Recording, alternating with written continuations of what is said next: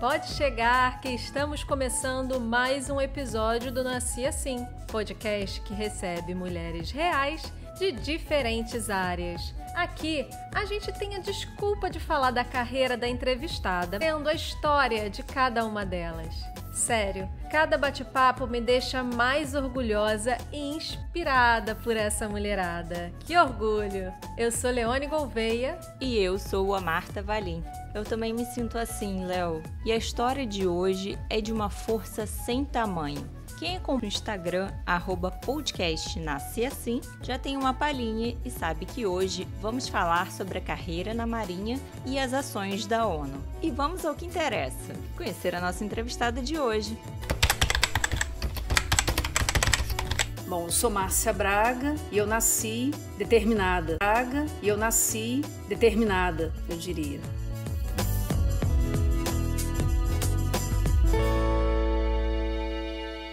Márcia, muito obrigada por aceitar o nosso convite. É uma honra imensa conversar com você. Mas antes da gente falar sobre a Marinha,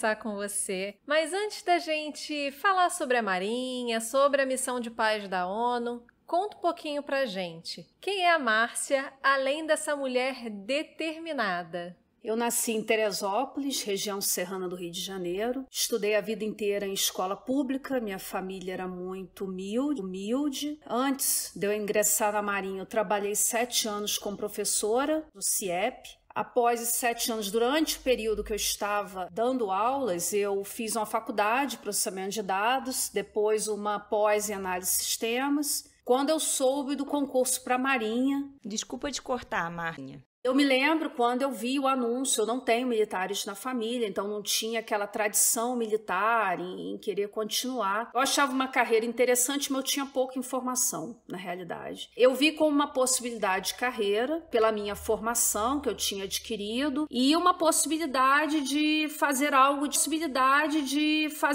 diferente. Eu fui realmente conhecer a carreira militar estando na Marinha. Pensando já na ONU, já foi um pouco diferente. A ONU, eu tinha uma visão da importância da ONU. Eu realmente acreditava que o Peacekeeper ele é um símbolo de esperança. Continuo acreditando nisso.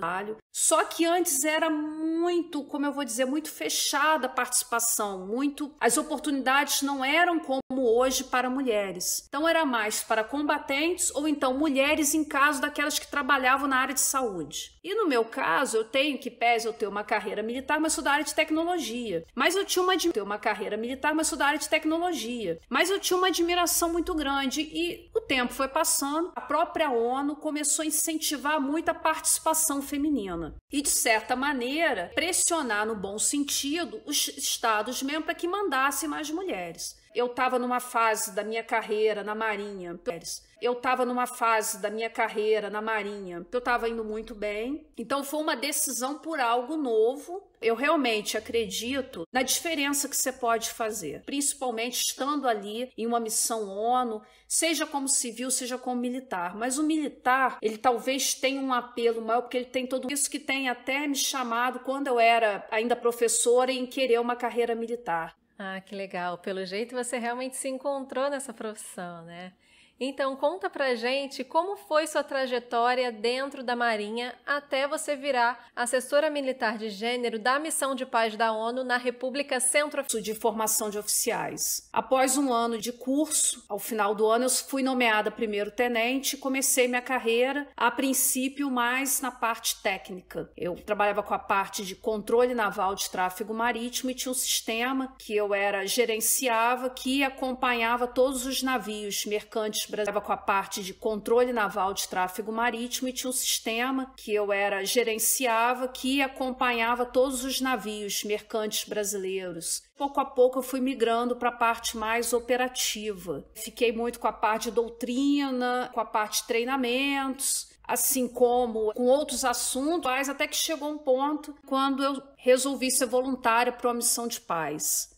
Isso já foi em 2017. E aí começa uma nova etapa da minha carreira. Na realidade, eu comecei todo o processo em 2017, eu fui desdobrada em abril de 2018. Eu fui a primeira militar brasileira na República Centro-Africana, falando da missão propriamente dita. Eu cheguei durante um período de muito conflito, período muito instável. Eu sofri uma emboscada na minha primeira semana, teve até uma repercussão grande junto à mídia. Nós tivemos o nosso carro emboscado, apedrejado. Por muito isso é que eu realmente comecei ali o meu trabalho. Eu fui a terceira militar a assumir a função de assessora de gênero, proteção de crianças dentro do componente militar da missão. Quando eu cheguei, não tinha nada, minha caixa de e-mails eu não recebia nada, era uma função que as pessoas não conheciam. Eu era a terceira, mas na realidade eram 6 meses sem ninguém na função. Eu comecei um trabalho, me foi solicitado fazer um plano de ação, e eu montei um plano de ação em 5 passos para começar o trabalho de implementação da perspectiva de gênero. O que seria isso? Na realidade, a minha ideia da perspectiva de gênero. O que seria isso? Na realidade, a minha ideia era entender como o conflito ele afetava a população, entendendo como homens, mulheres, meninos e meninas, eles eram afetados por toda aquela problemática ali na área, e levar toda essa informação para o planejamento militar, ou seja, de maneira que a gente pudesse prevenir violações e, no fim de tudo isso, atender ao mandato que é a proteção de civis. Eu cheguei lá, eu só tinha minha função no quartel-general da Força, então era importante montar uma equipe em todo o quartel-general. Eu tinha os setores e tinha os batalhões, então era importante eu ter essas equipes trabalhando em diferentes níveis, de maneira que eu conseguisse trazer essa informação até o quartel-general. E aí começou desde a montagem das equipes, estabelecimento, pedir militar para cada setor, preparar essas equipes e começar o trabalho. E aí o trabalho ele realmente começou a ganhar corpo quando eu comecei a viajar para cada uma das localidades. Entendendo que a missão da ONU ela tem 3 componentes, uma missão multidimensional de proteção de civis. Você tem um componente que esses componentes que eles interagem. Então eu tinha todas essas entrevistas, esse meu assessor ele era ali apresentado a todos eles, e nós também começávamos, aí eu tinha também as patrulhas conjuntas, que era o momento que eu podia verificar ali na área como estava a situação dos civis, ou seja, eu podia verificar ali na área como estava a situação dos civis, ou seja, eu podia ter uma ideia, ter uma medida ali quais eram os grupos mais vulneráveis. Então eu tinha muitas vezes eu fazendo patrulha, o que eu sempre via eram mulheres o tempo todo nas estradas, procurando água, procurando lenha por fogo, acessando as plantações, e aí entendendo que eu tenho um país que eu tenho um grande número de deslocados internos por causa do conflito. A República Centro-Africana, ela tem ali 80% do seu território dominado por grupos armados. Então eu tenho a população que todo momento tem constantes deslocamentos dentro do país por conta dessa presença dos grupos armados. Então ali era o momento que eu conseguia ter uma medida de quais grupos estavam mais vulneráveis e quais áreas eram mais sensíveis. E por que era tão importante essa informação? Com essa informação poderia levar para o planejamento militar da força. Entendendo que, por exemplo, militar de maneira que eu pudesse evitar violações. Aí também cabe ressaltar que eram áreas que eu tinha um número muito alto de violência sexual relacionada a conflito.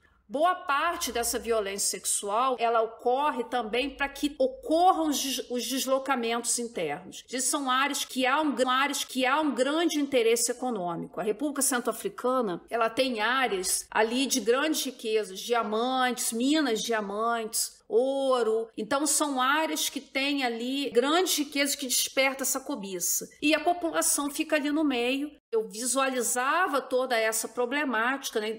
Boa parte das crianças, muitos órfãos por conta do conflito. Eu também tinha um momento que eu tinha reunião com as mulheres locais. Era uma parte muito importante para entender a problemática ali do ponto de vista das pessoas, da população. E as mulheres ali, elas não eram só uma fonte de informação, mas também elas eram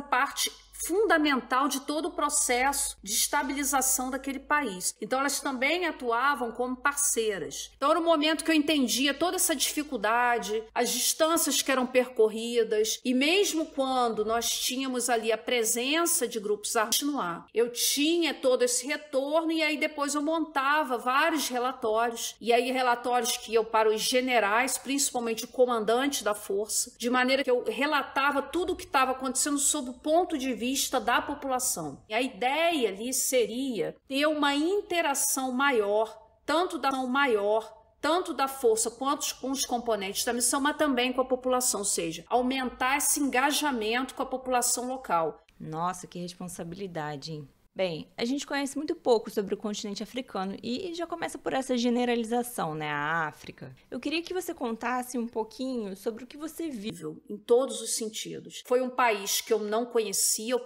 morei 1 ano na República Centro-Africana. Eu tenho uma verdadeira admiração pela população, pela maneira como eles, apesar de todas as dificuldades, como eles conseguem levar a vida, e são muitas violações, e mesmo assim eles continuam. Que é um povo feliz, assim, apesar de todos os problemas e das dificuldades, né? Como eu disse, eu não tinha informações. Eu vi realmente a conhecer a República Centro-Africana, lá um país que, em sua maioria, lembra até o interior do Brasil, é um país agrícola. Então me lembrava até um pouco a minha infância, porque boa parte da minha família vem do interior do Brasil, é um país agrícola. Então me lembrava até um pouco a minha infância, porque boa parte da minha família era do interior, né? Trabalhavam com plantações, enfim. Então é uma população que ela é basicamente agrícola. Nós temos a capital lá, Bangui, que tem comércios, pequenos comércios. Então é uma população muito simples. Você não vê tanta relação à obtenção de alimentos, que eles plantam aquilo que comem, mas é uma população que sofre muito por conta do conflito.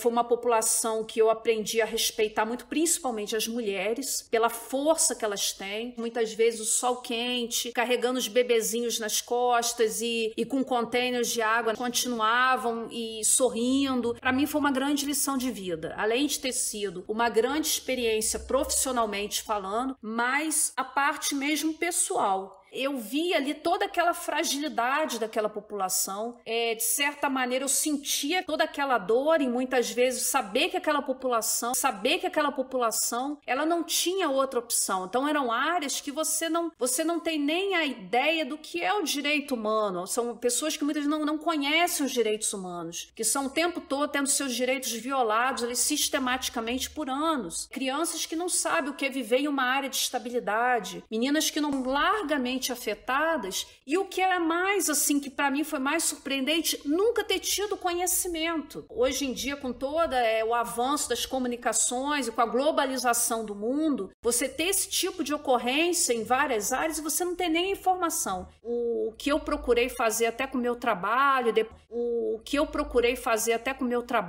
depois até com a premiação que eu recebi da ONU, foi levar esse foco para lá, para o que está acontecendo e para o que acontece ali na República Centro-Africana, que também não é só uma realidade da República Centro-Africana, é uma realidade no Sudão, é uma realidade no Congo, e que precisa, eu diria, da atenção internacional para que algo mude. Às vezes a gente pensa na nossa realidade até aqui brasileira, e você tem situações muito complicadas, mas você ainda tem a possibilidade de mudar. Lá o que eu via, assim, uma grande diferença é que você não teria nem como mudar, porque você não tem nem como se locomover, às vezes de uma área para outra. De certa maneira, uma prioridade para mim em continuar falando do que acontece para tentar mudar algo. Sério, eu tô aqui curiosa e tentando imaginar tudo que você viveu. Agora, dentro do trabalho que você realizou lá, o que você destacaria como seu principal legado? Eu acho que o principal legado foi toda a estruturação da equipe para trabalhar com essas mulheres locais. Porque antes, quando eu cheguei, só tinha a função do assessor de gênero para ficar no quartel-general. Só que o país é imenso e eu não podia estar em todo o tempo, em todas as partes. Qual foi o meu grande objetivo? Era ter o Departamento de Operações de Paz. E aí o que eu teria? Eu teria, quando o militar terminar a missão, que era a missão de 1 ano, ele seria substituído por um outro militar. Então você teria continuidade. Acho que essa parte foi um importante legado que de vez em quando eu vejo fotos, eles continuam trabalhando lá. E eu acho que também trabalhando lá, E eu acho que também depois do prêmio, essa questão de levar essa atenção para o que está acontecendo lá. E levar a atenção da importância de mulheres militares também. A partir do momento que eu tive todo esse espaço, eu falei no plenário da ONU, mostrou uma mulher ali que foi para a missão e acho que quebra algumas atividades de linha de frente, que mulher não poderia estar numa patrulha, e sim, que nós mulheres podemos sim, e devemos estar ali juntamente, ali no trabalho, ali da linha de frente, assim como também em trabalhos ali de planejamento militar, em outras funções que não somente na área da saúde, na área da administração, ali de planejamento militar, em outras funções que não somente na área da saúde, na área da administração, que seriam posições mais, digamos, tipicamente femininas. E que nós temos ali a plena capacidade de atuar ali, e eu diria que isso leva muita efetividade para o trabalho. Já que você queria que você contasse como foi receber esse prêmio. Gente, só para contextualizar, a Márcia recebeu o prêmio de Defensora Militar da Igualdade de Gênero na ONU em Nova York em 2019 e falou no plenário da ONU para uma plateia com ministros da defesa de diversos países. O que é para você, Márcia? Receber o prêmio foi, assim, uma surpresa imensa. Eu não tinha ideia ainda de toda a projeção que esse prêmio traria. Realmente eu não tinha. Era assim, um dia eu estava de boot, na poeira, e no outro dia eu estava no plenário da ONU. O discurso ali foi um momento africano. Eu pude falar da imensa quantidade de incidentes de proteção que nós temos lá. E eu pude falar da necessidade de aumentar a participação feminina. Porque, para terem uma ideia, eu tinha na época 3,7% de mulheres na minha missão. E o trabalho homens e mulheres ali, para terem uma ideia, eu tinha na época 3,7% de mulheres na minha missão. E o trabalho homens e mulheres ali, numa área que eu tinha um número tão grande de mulheres afetadas por violência sexual, ele era fundamental. Então, se eu tinha ali só homens patrulhando, as mulheres locais, elas não iriam falar. E receio para você resolver o problema. Eu precisava da participação feminina ali, interagindo. Para vocês terem uma ideia, eu tive uma patrulha que foi numa região chamada Biral, que era uma patrulha composta só de mulheres. Me arrepia quando eu lembro, era incrível a população vindo quando nos via. Não eram só mulheres, eram homens e mulheres. Então eram homens que chegavam, senhores de religião muçulmana, muitas vezes, que vinham me falar desses problemas com essa questão de saúde, problemas de segurança, as crianças que muitas vezes não podiam ir à escola por causa da presença de grupos armados. Então a população se sentia confiante. Então o que eu via era fundamental. Homens e mulheres trabalhando junto. Não era questão de ter só mulheres, mas homens e mulheres. Eu acho que ali foi um momento que foi um divisor de águas. Eu fui a terceira militar a receber esse prêmio. Ele pode ser homens ou mulheres. E fui a primeira a falar no plenário da ONU. Então foi um momento assim histórico que eu pude realmente vir uma militar de boina azul falando diretamente, que eu estava na missão. Eu terminei ali o plenário da ONU, eu voltei para a África. Então era uma mensagem de alguém que estava efetivamente trabalhando com a população. Foi muito transformador, eu acredito. Eu só de ouvir, eu tô aqui emocionada. Realmente, parabéns. E eu também imagino que deve ser muito desafiador você ter essa responsabilidade de cuidar das pessoas, né? E eu acredito que depois de sair desse tipo de trabalho, voltar para o escritório deve dar um aperto no coração, gente. Tudo bem que deve dar um aperto no coração, gente. Tudo bem que a família, né, tava aqui, devia estar com muita saudade, mas como é que você tá agora? Você voltou para a Marinha? Ainda tem alguma ação com a ONU? Na realidade, eu sinto que eu ainda estou muito conectada. Eu terminei minha missão em 1º de maio do ano passado. E realmente foram laços que eu não consigo mais cortar. Muita coisa aconteceu na minha missão que foi uma missão única. Começou, como eu disse, com um acidente que eu quase morri. Eu acho que depois dali eu tenho uma nova data de aniversário, né? Eu acho que eu sou um pouco centro-africana depois daquele dia. Eu acho que eu passei por toda a vulnerabilidade que eles passam. Então não tem como ser a mesma pessoa. Foi um processo difícil, o processo da volta. Realmente voltar para um escritório, trabalhar com papel, encontrar motivação de novo foi muito difícil. O que ajudou nesse processo foi continuar falando. Então, eu continuo a palestrar em Genebra, ao lado da comissária para direitos humanos, a senhora Michelle Bachelet. Hoje eu estou participando de um processo seletivo para trabalhar no quartel-general da ONU em Nova York. Estou aguardando a resposta, mas caso eu vá. Eu acho que vai ser uma grande oportunidade de continuar em ajudar as missões de experiência. Vejo também como uma grande possibilidade de continuar indo às missões, que é algo que me traria, assim, uma satisfação imensa. Realmente, como eu disse, mudou. Não tem como eu voltar mais a Márcia que era antes da missão. A impressão que eu tenho é que a missão não terminou, ela continua. Passar pela República Centro-Africana, eu entendo que ainda tem muito mais. Gente, eu tenho orgulho de dizer que tem muito mais mesmo. Porque entre a gravação e a publicação desse episódio, eu conversei com a Márcia e ela passou para a vaga da ONU em Nova York. Ela vai fazer parte do grupo de oficiais que tratam de assuntos ela vai fazer parte do grupo de oficiais que tratam de assuntos relacionados às operações de manutenção de paz na ONU. De Teresópolis para Nova York, sucesso total. Vocês não têm noção da alegria que me deu, o orgulho. Eu saí contando pra todo mundo, gente. Parecia que a vaga era minha, de tanta alegria, tanta alegria. Verdade, até levei um susto quando ela me ligou. A louca. Mas vamos voltar à entrevista. Márcia, já deu pra perceber que você é uma inspiração pra muita gente. E eu quero saber quem é uma inspiração pra você. Quais foram as mulheres, militares ou não, que foram suas referências? Infelizmente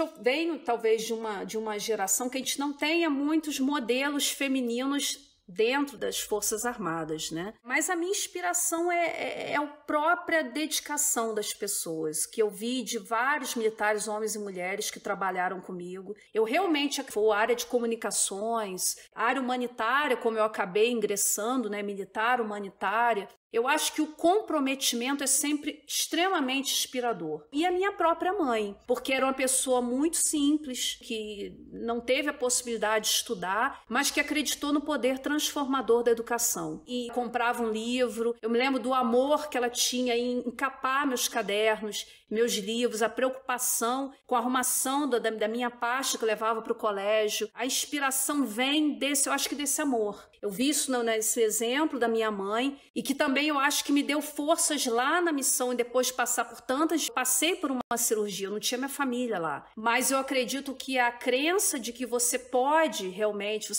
fazer a diferença e focar naquilo que você acredita, eu acho que seria a grande inspiração realmente em tudo, em você realmente se comprometer com algo.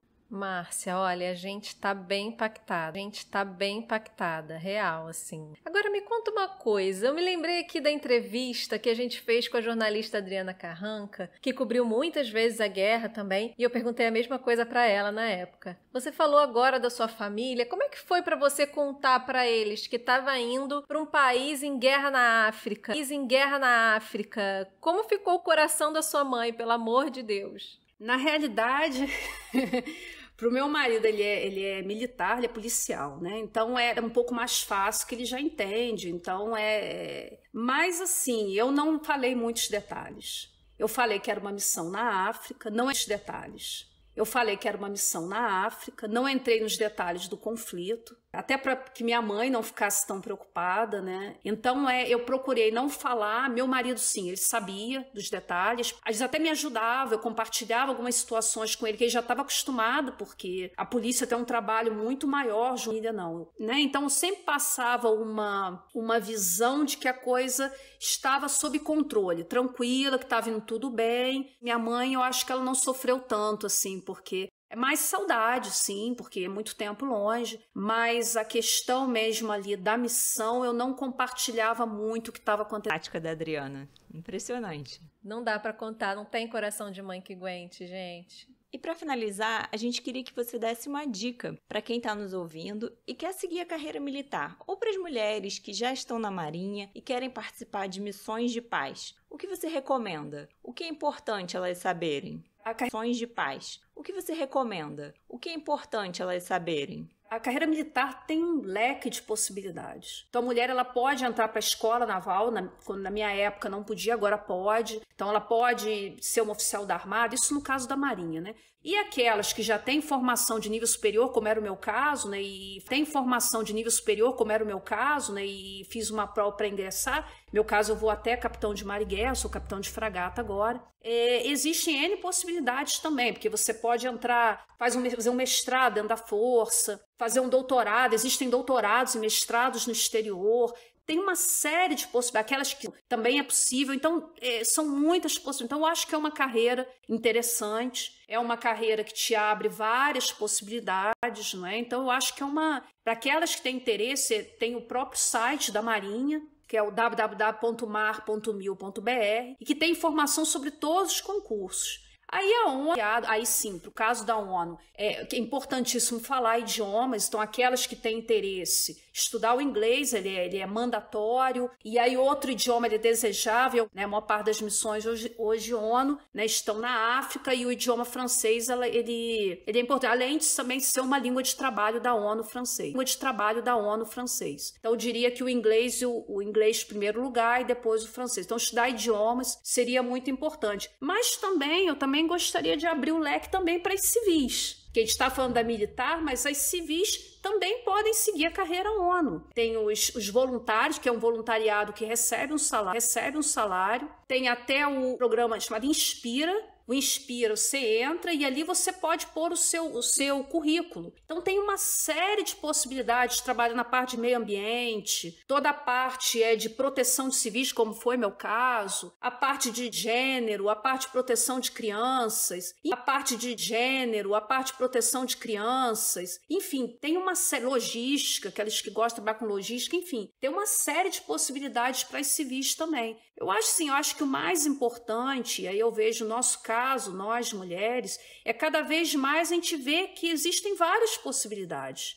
E a gente pode desempenhar bem várias funções. Não precisa necessariamente uma função que já é clássica para mulheres, né? A gente tem ali, hoje em dia, a gente tem uma série de possibilidades. E o que eu vejo que é importante é levar a informação, mostrar todas essas possibilidades para que todos tenham acesso. Porque muitas vezes a oportunidade está lá, mas ela não está tão clara. No quartel-general da ONU existe uma política paridade. Então, qual a meta que deseja chegar dentro do quartel-general? 50% mulheres, 50% homens. Então, só aí já mostra o tanto de oportunidade para mulheres que vai abrir, né? Tanto militares quanto civis. Então, eu acho que ficar atenta para as mulheres, se ver naquela situação, mas ver que é possível, acho que ir investir, continuar estudando. Claro que a formação ela é muito importante, né? Não existe oportunidade se você não estiver preparado, né? Então, tá sempre estudando, eu acho que é o caminho.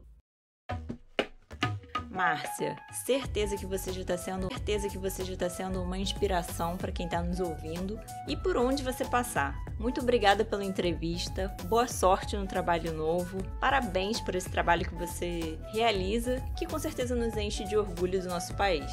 Eu que agradeço. Muito obrigada pela oportunidade. Como eu disse, para mim me faz muito bem poder falar e poder ajudar outras pessoas e também levar a informação. Foi algo que eu vi quando eu fui para a missão que não tinha informação, era uma caixinha preta. Hoje em dia a gente já tem na própria Marinha o estágio de operações de paz para mulheres, para poder levar a informação. Então, eu acho que esse espaço ele é muito precioso para todas as mulheres, para que a gente possa se ver as inúmeras possibilidades que existem, que a gente pode, sim, continuo mulher, tenho meu marido, algumas são mães, mas também podem exercer outros papéis. Então, parabéns pela iniciativa e muito obrigada pelo convite.